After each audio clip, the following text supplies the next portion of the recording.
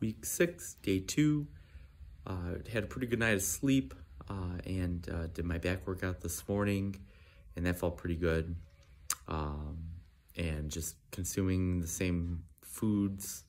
I'm starting the 6th week now. I haven't been tired of it.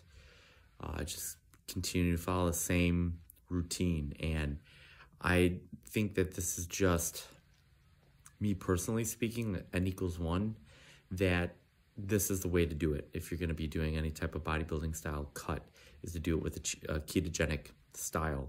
Now, if you're someone who's never done keto before, and then all of a sudden you want to do it, there is an adaptation period. There is some time that it takes for the mitochondria, which are the powerhouse of your cells, to turn over and to utilize fats as fuel instead of carbohydrates. So if you consume carbs, there is about a 6 to 8 week period if you're in pretty good shape.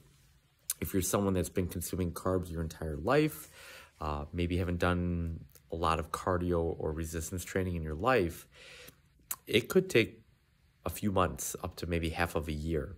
And that's just being super strict, not deviating, because when you're providing these cells with what they're used to using, it kind of defeats the purpose then of like throwing in a cheat meal. Like I always hear people say, oh, I'm going to do a cheat meal this weekend or this day or this particular meal.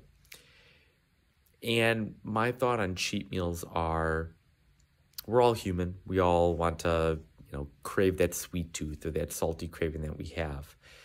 And it's easier said than done to say, well, you got that sweet taste, pick up an apple or a handful of berries and eat that.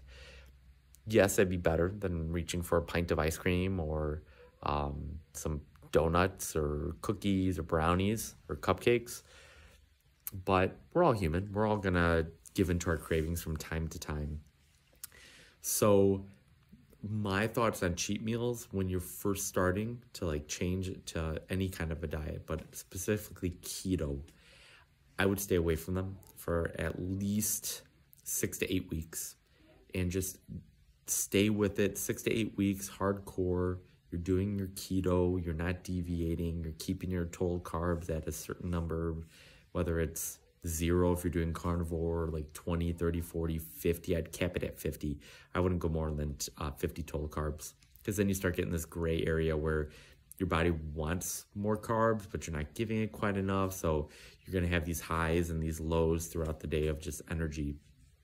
But with cheat meals, and again, this is me personally speaking, you do you, you be what you want to be.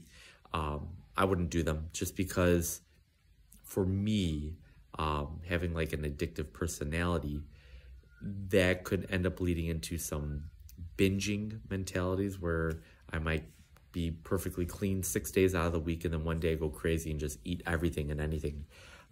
So if you are a type of person that you just get addicted to stuff really easily, that might be something to avoid. Or if you do a cheat meal, make it healthy. Like do like a fruit salad, where you just get a bunch of fruit, chop it up, throw it in a big bowl, eat that. That's way better for you than eating a couple pints of ice cream, a Domino's pizza, and a bunch of cookies that you bought at your local grocery store.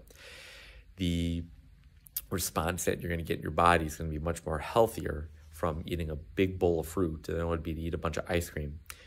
You're also not going to feel like garbage the next day, whereas if you just do that, you're going to feel horrible, and then you're going to be kicking yourself and be like, why did I do this? And you're going to be so upset. And the big thing is, you know what? Just get back on the bandwagon. Like, there's no keto police. They're not going to come and arrest you because you decided that you're going to have McDonald's or go to the movies and eat a big bowl of popcorn with your family. Like, it's okay. We're human. We make mistakes. We get off the wagon. We get back on. But what you don't want it to do is to spiral out of control. And then you're back to where you were previously before you decided you're going to start making some healthier changes. So, bottom line, you do you. You could always get back on the wagon. There's always healthier alternatives to cheat meals that you can do. If you want to see me post some recipes of me making some healthier option cheat meals, I'm more than happy to do that. Put that down in the comments below. And please like and subscribe and share with your family and your friends. Thanks for keeping it locked in here on the Ketoverse. You can also follow me on Instagram at the Ketoverse. And please like and subscribe. and continue to follow along with me as I go through this 26-week ketogenic bodybuilding prep. And I'll see you guys tomorrow.